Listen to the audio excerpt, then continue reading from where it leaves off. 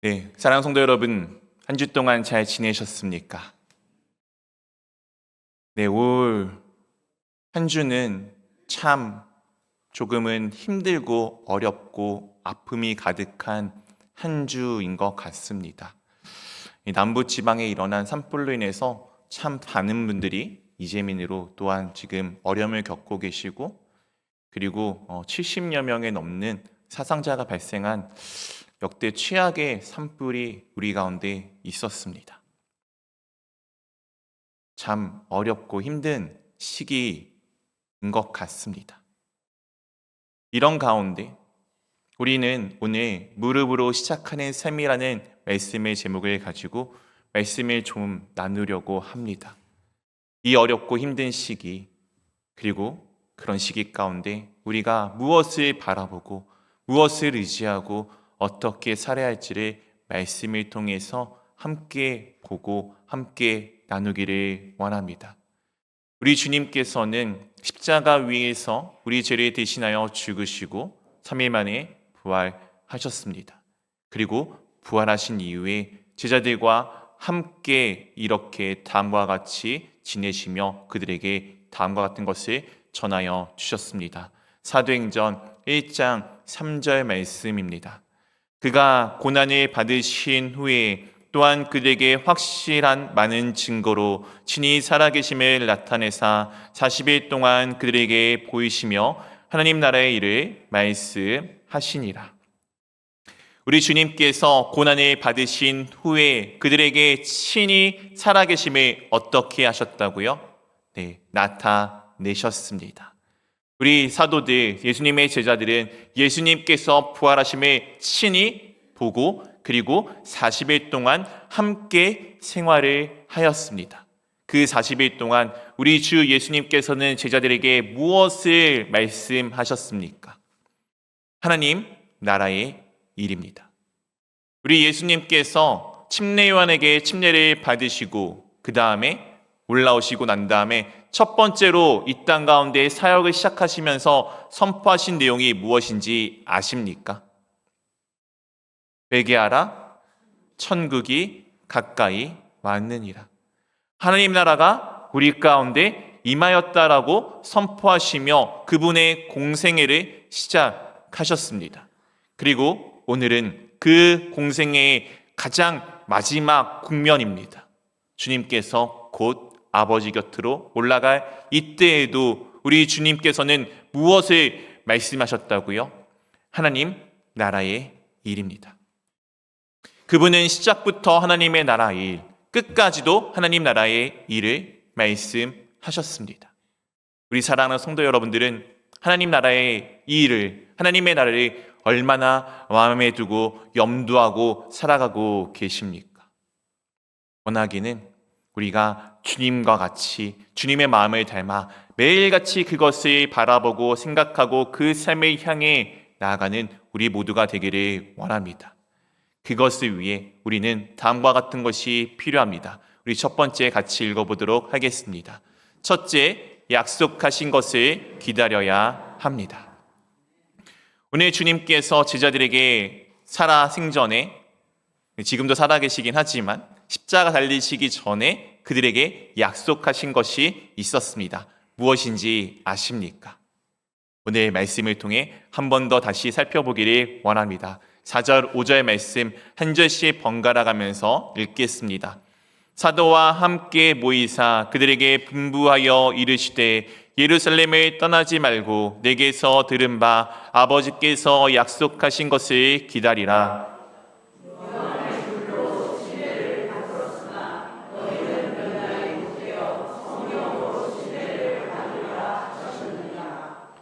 지금 예수님께서는 사도들과 함께 계셨습니다. 그리고 그들에게 분부하시죠. 이 예루살렘을 떠나지 말고 내게서 들은 바 나이가 너희에게 말하였던 아버지께서 약속하신 것을 어떻게 하라고요? 기다리라고 말씀하십니다. 이 아버지께서 약속하신 것은 무엇입니까? 성령 하나님이십니다. 침례요한은 물론 너희에게 침례를 베풀었지만 너희들이 몇 날이 못 되어 성령으로 침례를 받을 것에 대해서 말씀하여 주십니다. 침례 요한의 침례는 우리 죄의 사함과 관련되어져 있습니다. 근데 침례의 의미가 단순히 죄 사함, 죄를 깨끗이 씻는 것에만 있는 것이 아니죠. 침례의 의미는 무엇입니까? 예수 그리스도 안에 내가 죽고 예수 그리스도 안에서 내가 사는 것을 의미하고 있습니다. 즉, 내 삶이 내 것이 아니라 주 하나님께 달려있음을 고백하는 것인데, 그것은 내 가운데 성령 하나님께서 함께 하시고 그분이 충만하여야지만 이루어질 수 있는 삶입니다. 침례 받으신 분들은 아시죠? 물속이 어떻게 됩니까? 푹 잠깁니다. 침례 주다 보면은 사람이 겁이 많다는 거, 죽음을 두려워한다는 걸 알 수 있습니다. 보통 우리 여자 집사님들이 많이 그러시는데, 이렇게 물 딱 들어가잖아요. 요만큼 들어가시면은 얼굴 딱 닿자마자 안 들어가세요. 눌러도 안 들어갑니다. 어찌나 그렇게 힘이 세신지. 사람이 정말 살고자 하는 마음이 얼마나 강한지 침례를 할 때마다 조금은 느끼는데요. 원래는 대로 하면 침례는 어떤 겁니까? 물에 푹 잠기는 것입니다. 물이 가득히 채우는 거죠. 즉, 성령 하나님이 나의 삶에 가득히 채우는 것이 이 성령 침례입니다. 이것이 우리 가운데 있어야지만 우리가 지금 모든 것을 해나갈 수 있음을 말씀하여 주는 것입니다. 그렇기에 우리 삶은 다음과 같습니다. 두 번째 주제 같이 읽어보도록 하겠습니다. 둘째, 성령이 없이는 안 됩니다. 세상의 사람들은 성령 없이도 잘 살아갑니다.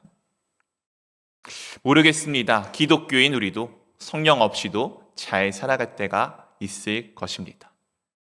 도대체 잘 산다는 것은 어떤 의미일까요? 우리 주님께서 공생애를 시작하시면서 무엇을 외치셨다고요? 하나님 나라의 일이었습니다. 그리고 마지막 때도 무엇을 말씀하셨다고요? 하나님 나라의 일입니다.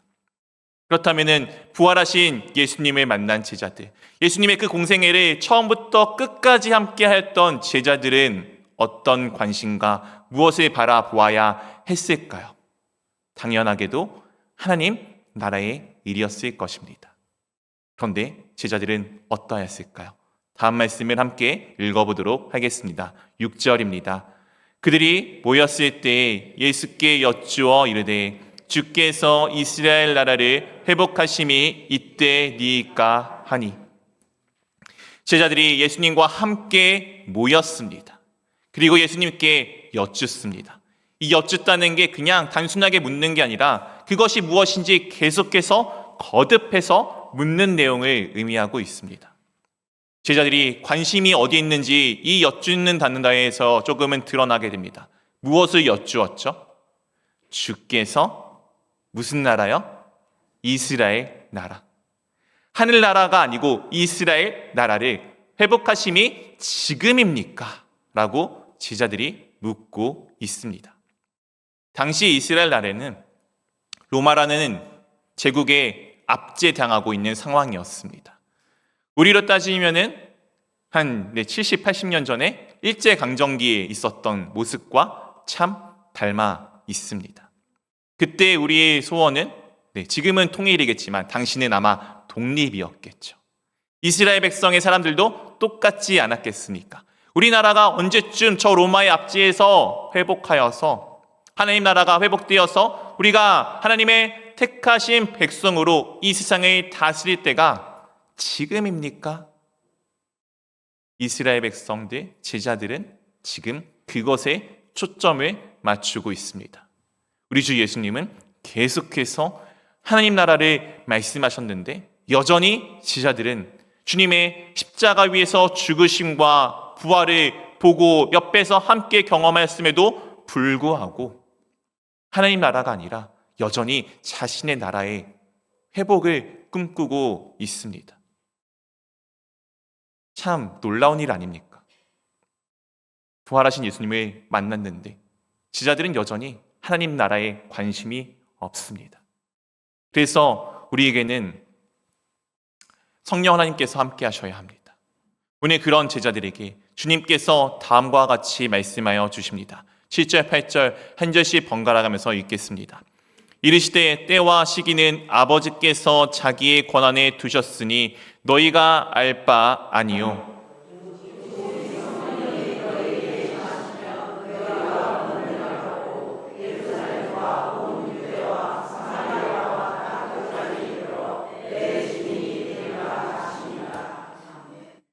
이르시되 때와 시기는 아버지 자기 권한에 두셨으니, 이 내용을 조금은 이해하기 위해서는 유대인들의 결혼 풍습을 이해해야 합니다. 유대인들은 결혼식을 2번 합니다. 오해하지 마십시오. 결혼을 2번 하는 것 아닙니다. 결혼식을 2번 합니다. 한 번은 정혼이라고 해서 이제 남녀가 신부 집에서 이제 함께 혼례식을 행하게 됩니다. 그냥 혼례식을 행하고 난 다음에는 함께 합방을 하는 것이 아니라 각각의 집으로 흩어지게 됩니다. 그렇다고 그들이 부부가 아니냐, 약혼한 것이냐? 아닙니다. 그들은 우리로 따지면은 혼인신고서와 같은 법적인 도장을 찍고 이제 있지만 그들은 아직 한 부부로서 역할을 하는 것이 아닙니다. 그들은 각자 집안을 가게 되는데, 신랑은 자기 아버지 집에 가서 무엇을 하느냐? 신부를 데려올 집을 짓고 만들고 준비하게 됩니다. 그러면 신부는 무엇을 하느냐? 이제 자신이 가야 될 그 남편의 집에 알맞는 가풍과 풍습을 익히며 자기의 습관을 버리고 옛날 것들을 정리하는 시간이 필요합니다. 이것이 대략 1년 정도의 시간이 걸리게 됩니다. 그래서 처음 정혼할 때 신랑이 신부에게 다음과 같은 말을 남겨놓고 떠납니다. 1년 뒤 어느 날, 알지 못하는 그 어느 날 내가 당신을 데리러 오겠습니다. 우리 주 예수님께서 살아생전에 십자가에 달리시기 전에 제자들에게 무엇이라 말씀하셨습니까? 내가 너희의 처소를 예비하러 가노라. 이 내용이 오늘 이 유대인의 결혼 풍습과 관계가 되어져 있습니다. 그렇게 1년 동안 각 부부는 떨어져서 신랑은 신부를 데려올 집을 준비하고 아내는 아내로서의 그 역할을 준비하고 있는 동안에 어느 날 신랑의 아버지가 말합니다. 신랑에게 이제 된 것 같아. 이만하면은 신부를 데려와서 살 수 있을 집을 마련한 것 같아. 오늘 밤 가서 신부를 데려오렴. 그러면 그날 저녁에 신랑은 친구들과 함께 신부에게 기별을 하고 그날 밤에 가서 또 한 번 결혼식을 치르고 밤이 맞도록 잔치를 벌인 다음에 다음날 신부를 자기 집으로 데려옵니다. 이 신랑이 2번째 결혼할 이날을 결정하는 것이 누가 결정한다고요? 신랑의 아버지입니다. 우리의 신랑은 누구이십니까? 우리 주 예수 그리스도이십니다. 우리는 그분의 무엇이죠? 신부입니다. 그래서 어렸을 땐 그래 생각했어요. 나는 남자인데 왜 신부가 돼야 되지? 역할의 차이입니다. 성별의 차이가 아니고 역할의 차이라고 보시면 되겠습니다. 신랑이신 우리 주님은 우리의 집을, 우리의 살 집을 지금 하나님 나라 가운데 마련하고 있습니다. 그럼 우리는 이 땅 가운데 살아가는 우리는 무엇을 해야 되죠? 주님이 오실 때까지 대충 막 살다가 내일쯤 올 것 같으니까 그때서야 조금 내가 맞춰서 살면 되겠지가 아니죠. 그 신랑에 맞는 삶을 살기 위해서 부단히 애를 써야 합니다. 그것이 지금 우리가 이 땅 가운데 살아가는 삶의 방식입니다. 오늘 아버지께서 자기 권한에 두셨다는 것은 그 신랑의 아버지 하나님께서 그날을 정하신 그분의 권한이라는 것을 의미하고 있습니다. 우리가 알 바가 아닌 이유는 우리가 그날이 언제인지 찾고자 찾는 것이 아니라 우리가 해야 할 일에 집중해야 하는 것이 필요합니다. 우리는 하나님 나라에 걸맞는 삶을 준비해야 되는 순결한 순수한 신부가 되어야 합니다. 한번 생각해 보십시오. 신부입니다. 언젠가 오겠지 알고 있어요. 대충 이때쯤 오겠지 막 사는 거, 그게 신부다운 삶입니까? 신부라면은 그 날을 기대하고 고대하면서 그 날에 알맞은 삶을 계속 준비하는 것 아니겠습니까? 오늘 주님께서 우리의 관심이 거기 있음을 원하셨습니다. 그렇다면은 신부가 준비할 것은 무엇입니까? 세상의 이야기는 그렇겠죠. 아까 농담 삼아서 그렇게 이야기했습니다. 이제 신부가 이제 요즘 말로 하면은 SNS에 옛날 남자친구들 지우는 겁니다. 옛날에 이런 남자친구가 있었는데 지우고, 그걸 그대로 가져가시면 안 돼요. 옛날 추억이라고 남자친구가 보냈던 편지 가지고 가시면은 멍청한 일입니다. 나중에 사단이 나요. 그런 것들을 우리가 준비하는 것이 무엇이냐? 그것이 바로 8절입니다. 오직 성령이 너희에게 임하시면. 무엇이 임하시면요? 성령이 우리에게 임하시면 우리가 무엇을 받죠? 권능을 받습니다. 이 권능이란 단어는 당시에 있어서 가장 크고 가장 파괴력이 강한 힘을 상징합니다. 흔히 당시 시대의 지배자였던 로마 황제에게나 쓰는 말입니다. 이 권능을 받고서 무엇을 하는 것이죠? 세상엔 권능을 가지고 힘이 있으면 무엇을 합니까? 자기가 원하는 것을 추구하고 자기가 원하는 것들을 모으며 자기가 원하는 것들을 이루기 위해서 누군가를 다 압제하는 것이 세상의 권력, 힘 아닙니까? 그런데 오늘은 성령으로 받은 그 권능을 가지고 우리가 무엇하냐면은 예루살렘과 온 유대와 사마리아와 땅끝까지 이르러 무엇이 된다고요? 증인입니다. 누구의 증인이요? 예수 그리스도의 증인입니다. 권력을 가지고 우리가 하는 것이 무엇입니까? 예수 그리스도의 증인이 되는 것입니다. 그 권력, 그 증인이 되는 삶에 주신 분이 누구이십니까? 성령 하나님이십니다.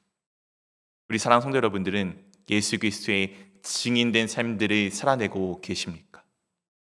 원하기는 그 삶을 살아내기를 원합니다. 그 삶의 첫 시작은 어디입니까? 오늘 말씀에 순서가 나와 있습니다. 처음부터 땅끝이 아니에요. 어디부터 시작하였죠? 예루살렘입니다. 처음에 주님께서 무엇이라 말씀하셨습니까? 너희가 예루살렘을 떠나지 말고. 우리가 지금 속해 있는 그 땅, 그곳이 바로 예루살렘입니다. 가장 간단한 얘기로 여러분의 속해 있는 가족이 여러분의 예루살렘입니다. 가족이 참 땅끝 같지 않습니까? 내가 예수 그리스도를 믿고 의지하고 바라보고 살아가는 내 삶을 가족들이 조금은 알아채던가요? 나는 내가 느꼈을 때 예수님 믿고서 많이 바뀐 것 같은데 가족은 똑같아. 변함이 없어 어떡해. 이런 이야기 못 들어보셨나요? 반대로 가족이 정말 변한 것 같아. 당신은 정말 예수님을 만나서 삶이 변한 것 같아. 라는 고백이 있다면은 그것은 정말 성령님이 함께하는 그 증거 아니겠습니까? 내 힘이 아니라 성령 하나님이 나를 변화시킨 그 권능 아니겠습니까? 그렇다면 그 다음에 유대와 사마리아와 땅끝은 얼마나 쉽겠습니까? 가장 가까이 있는 가족이 인정해 주는데 그 다음의 것들은 얼마나 쉽게 예수님을 증거하는 삶들을 살아낼 수가 있겠습니까?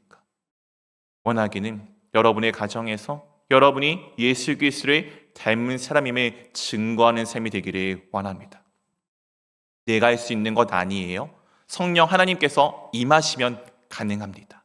다른 말로 내가 한 것 아닙니다. 내가 자랑할 거 없어요. 성령 하나님께서 하셨음을 고백하는 삶이 되는 것입니다. 오늘 이 말씀을 하시고 주님께서 다음과 같이 행동을 하시게 됩니다. 9절 말씀입니다. 이 말씀을 마치시고 그들이 보는 데서 올려져 가시니 구름이 그를 가리어 보이지 않게 하더라. 주님께서 이 말씀을 마치시고 그들이 보는 데서 하늘로 올라가십니다. 그때 무엇이 그를 가렸다고요? 구름입니다. 하나님의 영광이 예수 그리스도를 가리고 있었어요. 그런데 제자들은 이 기다리라고 말씀하신 예수님의 말씀을 어떻게 이행하였느냐? 10절, 11절 말씀 한 절씩 번갈아 가면서 읽겠습니다. 올라가실 때에 제자들이 자세히 하늘을 쳐다보고 있는데 흰옷 입은 두 사람이 그들 곁에 서서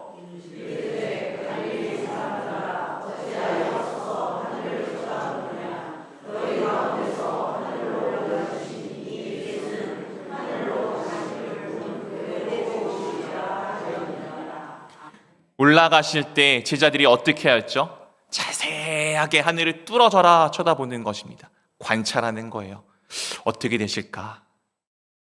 기다리고 했으니 내가 저걸 가만히 보고 있으면은 그 무언가 마치 선수 교대하듯이 성령이 내려오실까? 아니면은 내가 지금 무엇을 해야 할지, 무엇을 어떻게 해야 되지? 몰라서 이 자리 가운데 그렇게 마냥 멀뚱멀뚱 서서 하늘을 쳐다보고 있었던 것은 아닐까요? 우리가 신앙생활을 하다 보면은 가끔씩 그럴 때가 있습니다. 그냥 가만히 있을 때가 있어요.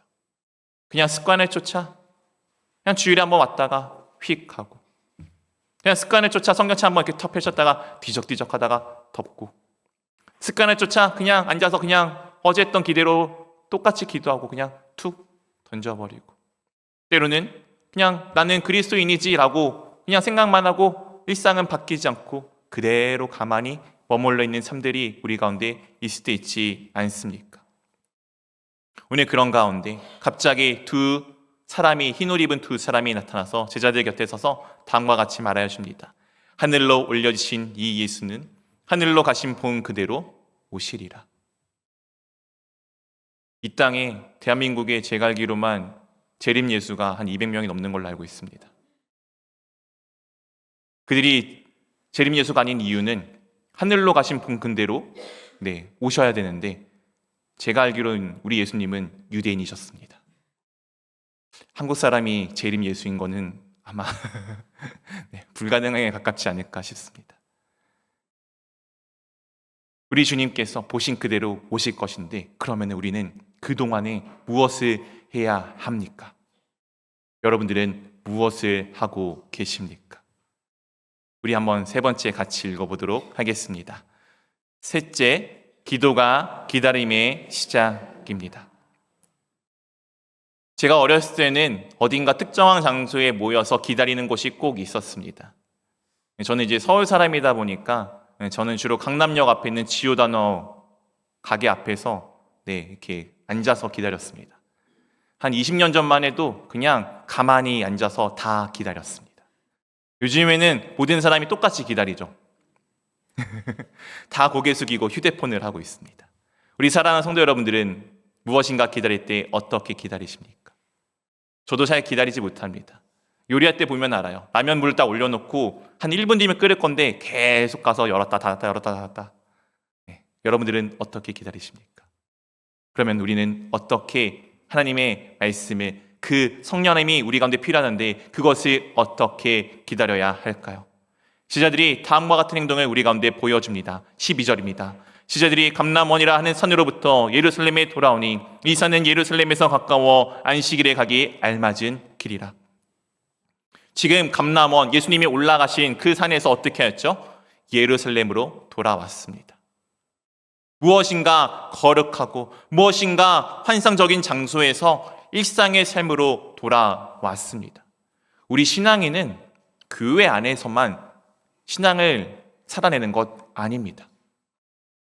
우리는 어디에 가서 증인이 되어야 되죠? 예루살렘, 온 유대, 사마리아 땅끝입니다. 즉 우리의 일상에서 신앙인으로서 삶을 살아내야 합니다. 제자들은 감람원에 머물러 있던 것 아닙니다. 예루살렘으로 돌아왔습니다. 우리로 따지면 오늘 주일이 끝나고 나서 여러분들은 또 한 주를 일상의 삶들을 사실 거잖아요. 그 삶으로 돌아가 예수님의 닮은 삶들을 살아내셔야 합니다. 쉽지 않죠?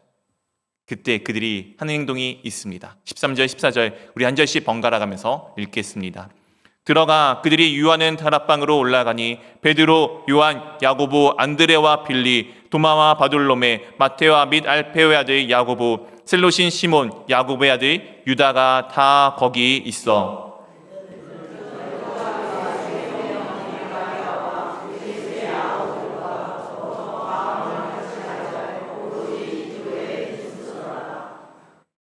오늘 제자들이 예루살렘에 돌아오자마자 그들이 그들의 삶의 터전으로 나가서 무엇인가 일을 하기 시작하기 전에 한 것이 있습니다. 그들의 처소, 정하여져 있는 그 장소에 다 함께 올라가서 한 마음과 한 뜻으로 마음을 같이하여 무엇에 힘썼다고요? 기도에 힘썼습니다. 기다림은 하나님의 약속과 하나님의 말씀을, 그 뜻을 기다림의 첫 단추는 기도입니다. 얼마나 기도하십니까? 무엇을 놓고 기도하십니까? 얼마나에 나는 충분하게 기도하고 있습니다라고 자신 있게 내어놓으실 분 계십니까? 그렇다면 여러분의 기도는 어떤 방향으로 흘러가고 계십니까?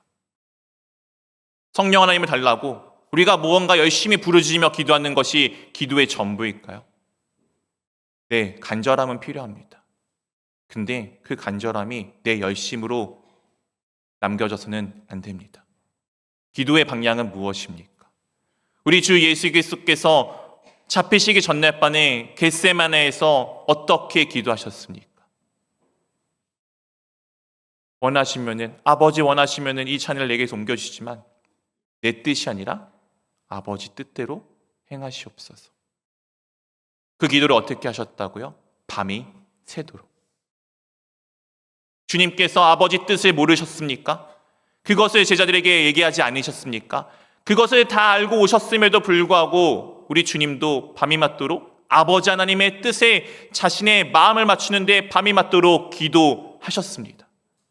기도는 하나님 마음에, 하나님의 뜻에 내 마음과 내 뜻을 맞추는 거예요. 내 마음과 내 뜻에 하나님의 뜻과 하나님의 마음을 맞추는 게 아니라 하나님의 뜻과 하나님의 마음에 내 마음과 내 뜻을 맞추는 것입니다. 근데 우리의 기도는 어떠합니까? 반대 아닙니까? 주님, 제 마음이 이래요. 제 뜻이 이래요. 제가 원하는 게 이래요. 들어주세요. 들어주세요. 들어주세요.